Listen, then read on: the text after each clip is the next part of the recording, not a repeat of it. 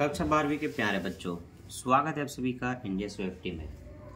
आज हम कक्षा 12वीं का चैप्टर 4 नए साझेदार का प्रवेश में पुनर्मूल्यांकन के खाते पुनर्मूल्यांकन के क्वेश्चन कैसे बनते हैं, पंजी पुष्टि कैसी होती है, जानेंगे इस वीडियो में। आप सभी ने ध्यान दिया होगा, अगर 5 साल के क्वेश्चन आपने देखा होगा तो आलोक और भूषण के जो क्वेश्चन है वो एग्जाम में आते हैं और आते रहते हैं। बेहतरीन क्वेश्चन है, 4 नंबर में 6 नंबर में जैसा देना चाहे ये इसको दे सकता है, क्योंकि इसमें सिर्फ पुनर्मूल्यांकन पूछे तो ये 4 नंबर का होता है। अगर पंजी पृष्ठ भी पूछ दे तो ये 6 से 8 नंबर का भी बन जाता है। तो इसको दोनों तरह से दिया जा सकता है, इसलिए हर साल इसके क्वेश्चन आते रहते हैं। इस क्वेश्चन को ध्यान से समझना। ये इसमें एक चिट्ठा दिया रहता है, ये दायित्व पक्ष है, उसका संपत्ति पक्ष है। इसमें सबसे इम्पोर्टेंट होता है संयोजन, जो कि नीचे आपको प्रश्न को पूरा पढ़ने से पता चलता है। हिंदी इंग्लिश दोनों में दिया हुआ है ताकि दोनों मीडियम के छात्र समझ पाएँ, इंग्लिश मीडियम के भी हिंदी मीडियम के भी। ठीक है, तो देखो सबसे पहले बच्चों 2-3 बातें बताई गई हैं, जिसमें से सबसे पहला है कि नए व्यक्ति को ने जो प्रवेश करेगा उसका नाम दीपक है। दीपक पूंजी के लिए 5500 रुपये देगा और लाभ में 1/5 भाग प्राप्त करेगा, और ख्याति के लिए उसको 8000 रुपये लाना पड़ेगा और वो 8000 देगा, ऐसा लिखा है। तो ये इस चैप्टर में नए साझेदार का प्रवेश होता है और वो साझेदार एक पूंजी ला के देता है, ख्याति ला के देता है, बदले में उसको लाभ में कितना हिस्सा मिलेगा ये बताया जाता है। इस प्रश्न में और हम ध्यान से ये देखते हैं कि किसी भी संपत्ति में कितने की वृद्धि या कमी हुई। पुनर्मूल्यांकन खाते में खाता बनाते समय बस इन्हीं दोनों को ध्यान देना होता है कि क्या बढ़ा और क्या घटा। तो देखो प्रश्न में बताया है कि करके स्कंद और फर्नीचर के मूल्य में 10% की कमी की जाएगा। तो हो सकता है समय के 1 साल बाद या समय के साथ इनके मूल्य में कुछ कमी आ गई होगी। प्रयोग करने पर, प्रयोग न करने पर 1 साल बाद कई संपत्ति के मूल्य में कमी आ ही जाती है। तो इनका 10% कम आ चुका है। तो 10% की कमी को हम विकलन साइड लिखेंगे पुनर्मूल्यांकन खाते में। अप्राप्त ऋण के लिए 5% की संचिति का सृजन करना है। तो समझ लो जितने के भी देनदार होंगे उसमें से 5% की छूट है, इतना पैसा नहीं मिलना है, तो डूबत ऋण संचय बोलते हैं, 5% निकालना है। ये भी एक प्रकार की हानि होती है। फर्नीचर या संपत्ति पर कमी भी हमारे लिए हानि है, ये भी हानि है, तो दोनों हानि को विकलन साइड लिखेंगे। भवन का मूल्य 20% बढ़ा, तो किसी भी संपत्ति का मूल्य बढ़ता है तो लाभ होता है, तो इसको हम समाकलन साइड लिखेंगे। तो छोटी सी कार्यविधि करनी होती है, जिसके लिए आपको अब प्रश्नों को पूरा ध्यान से देखना पड़ेगा कि क्या बोला गया है प्रश्न में। तो बोला गया है स्कंद और फर्नीचर में 10% कम। स्कंद है, स्कंद को स्टॉक बोलते हैं, फर्नीचर को तो फर्नीचर ही कहेंगे। तो स्टॉक है 10,000 का, फर्नीचर 1,000 का, दोनों का 10% कम। 10% कम मतलब क्या होता है, एक जीरो को हटाना होता है। देखो जैसे कि स्टॉक जो है वो है 10,000 का, 10% की कमी करना है। तो 10% मतलब बच्चों 1 जीरो से 1 जीरो और ये 1 जीरो से 1 जीरो काटो, तो जो मुख्य संख्या होगा, जो भी नंबर होंगे उसके बस लास्ट के जीरो को हटा देना, जो बचेगा वो आपका 10% होता है। तो 10,000 का 10% बच्चों ये 1,000 होता है।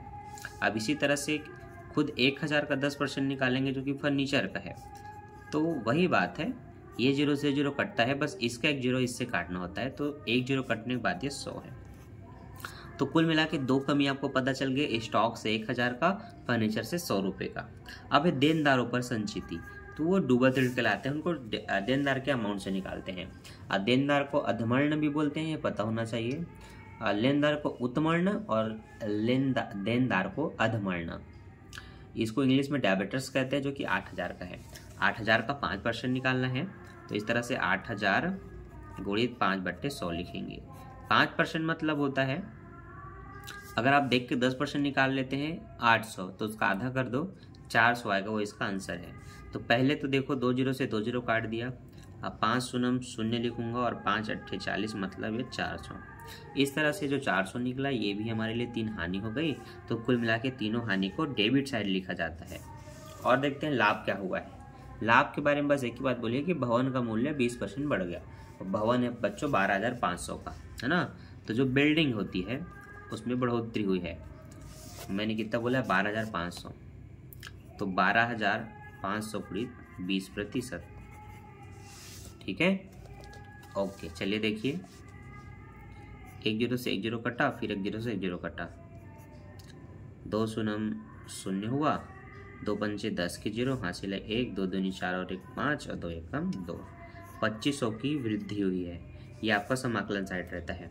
तो जब आप पुनर्मूल्यांकन खाता बनाएंगे, क्या बनाएंगे, मैं अभी इंग्लिश मीडियम के बच्चों के लिए भी बताऊंगा, ठीक है, अभी मैं हिंदी में बता रहा हूँ। देखो, पुनर्मूल्यांकन खाता जब आप बनाते हैं तो इसके दो पक्ष होते हैं, एक होता है डेबिट पक्ष, एक होता है इसका क्रेडिट पक्ष। तो इस तरफ आपको देखना है कि कमी किस में हुआ था, स्टॉक, फर्नीचर और देनदारों में। तो आपको लिखना है स्कंद, जिसको आप स्टॉक भी लिख सकते हैं, ठीक है। आपको लिखना है फर्नीचर,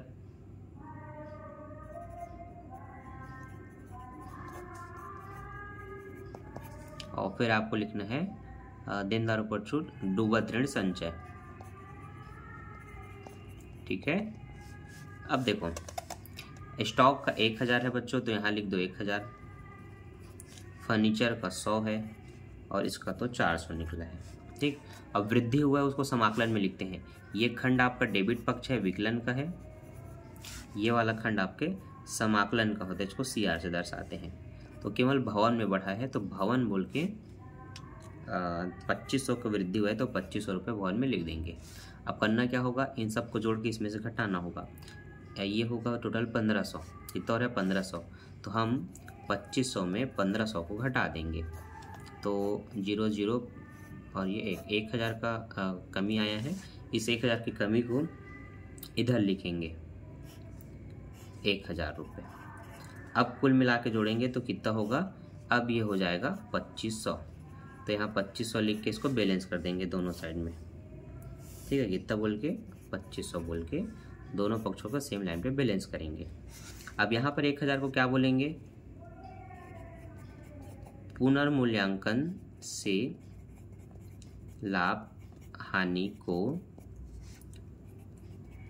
साझेदारों के पूंजी खाते में हस्तांतरण करने पर, ठीक है।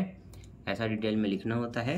देखना होता है, दो साझेदार है आलोक भूषण, तो आलोक को मिलेगा और भूषण को मिलेगा, ये बताना है कितना कितना मिलेगा। तो देखो 1000 रुपये की कमी आई है, कितने रुपए की, 1000 रुपये की। इनको 3:1 में बांटना है, ये प्रश्न में ऐसे दिया हुआ रहता है। ये देखो 3:1 बोला है, तो 3:1 में बांटेंगे तो 3/4 लिखना, क्योंकि इन दोनों का योग 4 होगा। 4 एकम 4, 4 दूनी 8, 4 पंचे 20, ये 250। 250 को 300 गुणा करेंगे 750 होगा, और 1/4 में बांटोगे तो वही 4 से भाग करोगे 250 आएगा, तो इसको 250 ही लिखना होगा। तो आप बता सकते हैं कि आलोक को मिलेगा 750 लाभ में से और इसको मिलेगा 250, कुल मिला के 1000 हो चुका है, ठीक है। तो बस इस तरह से बनता है आपका पुनर्मूल्यांकन खाता। अब प्रॉपर आपको इंग्लिश में देखो इस तरह से बिल्कुल बना के बताया भी गया है, ठीक है। स्टॉक से 1000 रुपये, फर्नीचर से 100 रुपये, डूबत ऋण संचय से 400 रुपये, बिल्डिंग में वृद्धि हुई, भवन में 2500 रुपये, इन सब को तीनों को जोड़ के इसमें घटाना है। पूंजी खाता को बोल करके लिख देते हैं इसमें शॉर्ट में इंग्लिश में, और हिंदी में पूरा वैसा डिटेल से लिखना रहता है, ठीक है। तो साझेदार के पूंजी खाता को बोल के आप भी शॉर्ट में लिख सकते हैं, लेकिन मैं वैसा डिटेल से बताता हूँ। तो ये आपका हो गया 750 और 250 बटाए ना 1000 रुपये लिख के। अब इसकी प्रविष्टि कैसे होती है वो सीखो, है ना, ताकि ये अगर ये तो 4 नंबर का इतने में आया मतलब आपको 4 नंबर मिल जाएंगे, लेकिन अगर इसमें प्रविष्टि भी पूछा तो कैसे करेंगे देख लो। सबसे पहली प्रविष्टि होती है आने वाले व्यक्ति के पूंजी का और ख्याति का। आने वाला व्यक्ति पूंजी के लिए 5500 रुपये दे रहा है और ख्याति के लिए 8000, तो ये दोनों को जोड़ेंगे तो 13500 होगा। तो सबसे पहली प्रविष्टि होती है, अच्छा कॉलम देख लो, कई बच्चों को कॉलम भी नहीं पता होगा। कॉलम होता है पंजी प्रविष्टि का दिनांक, विवरण, खाता पृष्ठ, विकलन राशि, समाकलन राशि। इस पे सबसे पहले पैसा आया। आने वाला व्यक्ति हमेशा पूंजी और ख्याति लाएगा, दो चीजें। तो रोकड़ आता है इसलिए बोलते हैं रोकड़ खाता विकलन। उसकी पूंजी से, किसकी, जो आ रहा है, दीपक है तो दीपक की पूंजी से 5500 और ख्याति से कितना आ रहा है 8000। तो ऐसा पहला प्रविष्टि होता है आने वाले व्यक्ति की पूंजी और ख्याति का, रोकड़ खाता विकलन उसकी पूंजी से और उसकी ख्याति से। नीचे लिखते हैं, यहाँ कारण में लिख सकते हो, नए साझेदार के द्वारा पूंजी और ख्याति की राशि नगद लाने पर। अब दूसरा प्रविष्टि होता है ख्याति के बंटवारे का। जो उसकी ख्याति होती है उसको बाकी के लोग साझेदार लोग बांट लेते हैं, तो आलोक और भूषण लोग बांट लेंगे। तो लिखेंगे ख्याति खाता विकलन आलोक के पूंजी खाता से, भूषण के पूंजी खाता से। अब आप 8000 को बांटोगे तो देखो इस तरह से बांटना है। 8000 लिखना है आपको, 3:1 में बटेगा, याद रखना है जो भी चीज़ बटेगा तो 3/4, 4 एकम 4, 4 दूनी 8, 2000 को 3 से गुणा करेंगे ये 6000 हो जाएगा, और 1/4 में बांटेंगे तो बस 4 दूनी 8 कट कर 2000 आएगा। इसलिए देखो प्रविष्टि में ख्याति खाता विकलन है ना, goodwill account debit to Alok capital account to Bhushan capital account, ख्याति खाता विकलन आलोक की पूंजी खाता से और भूषण की पूंजी खाता से। तो ख्याति को पुराने साझेदार के द्वारा 3:1 में बांटने पर या पूंजी में स्थानांतरण करने पर आप लिख सकते हैं। अगली जो प्रविष्टि होती है वो की जाती है पुनर्मूल्यांकन से जिस भी संपत्ति में कमी हुई है उसका, वृद्धि या कमी दोनों आगे पीछे हो सकते हैं। तो पहले कमी को बताया है, तो जिस भी चीज़ में कमी होता है उसमें उन संपत्ति को समाकलन किया जाता है, वृद्धि में उनको विकलन करते हैं और कमी में समाकलन। तो पुनर्मूल्यांकन खाता विकलन, स्टॉक से 1000 की कमी, फर्नीचर से 100 रुपये की कमी और दुबदर्ण संचय से 400 रुपये की कमी। अब भवन में वृद्धि हुआ है तो देखो जो वृद्धि होता है विकलन होता है, मैं बोला हूँ, तो भवन खाता विकलन हुआ है पुनर्मूल्यांकन खाते से, तो इसके एक पक्ष में पुनर्मूल्यांकन का प्रयोग होना ही रहता है। तो कमी हुआ तो समाकलन, वृद्धि हुआ तो विकलन, है ना। तो यहाँ पर पुनर्मूल्यांकन खाता विकलन हुआ था संपत्ति के खाते से, यहाँ संपत्ति खाता विकलन हुआ है पुनर्मूल्यांकन खाते से। लास्ट में जो आपने लाभ हानि निकाल के बांटा उसका होता है, पुनर्मूल्यांकन में जो लाभ हानि आया था ना इसका होता है कि पुनर्मूल्यांकन से लाभ खाता विकलन, पुनर्मूल्यांकन से लाभ हानि खाता विकलन, या फिर पुनर्मूल्यांकन खाता विकलन, पुनर्मूल्यांकन खाता नहीं, पुनर्मूल्यांकन से लाभ हानि खाता विकलन आलोक की पूंजी खाते से, भूषण के पूंजी खाते से। बस ये 5 प्रविष्टि करने हैं प्यारे बच्चों, ये 5 प्रविष्टि कर लेते हो और ये क्वेश्चन बना लेते हो तो आपके एग्जाम में आपके 5-6 नंबर के क्वेश्चन नहीं छूटने वाले, और आई होप आपसे बन जाएगा। बस आपको थोड़ी सी प्रैक्टिस करनी पड़ती है और उतना जरूर कर लेना, है ना, क्योंकि उतना करने के बाद आप अपने क्वेश्चन को ईजिली बना सकते हैं। ठीक है, अब बुक में क्वेश्चन दिया रहता है जो आपकी प्रैक्टिस के लिए बहुत ज़रूरी होती है।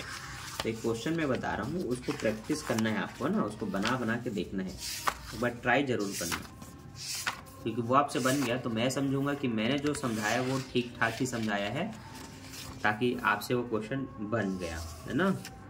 और अगर आपसे नहीं बना मतलब मैं समझूंगा कि मेरे समझाने में कुछ कमी रह गई है। तो कृपया करके उस क्वेश्चन को बिल्कुल आप लोग ट्राई करें, सभी बच्चे। देखिए सेम उसमें भी दीपक आ रहा था, इसमें भी एक दीपक ही आ रहा है।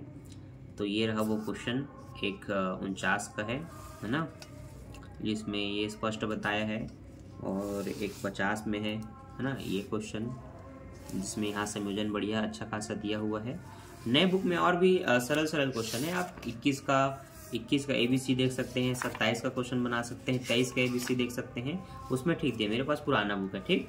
तो आई होप आपसे क्वेश्चन बन जाएगा, समझ में आ गया तो वीडियो को लाइक करके अपने दोस्तों के साथ शेयर कर देना। मिलता हूँ नेक्स्ट वीडियो में, भी के लिए बाय, थैंक्स फॉर वॉचिंग बच्चों, टाटा।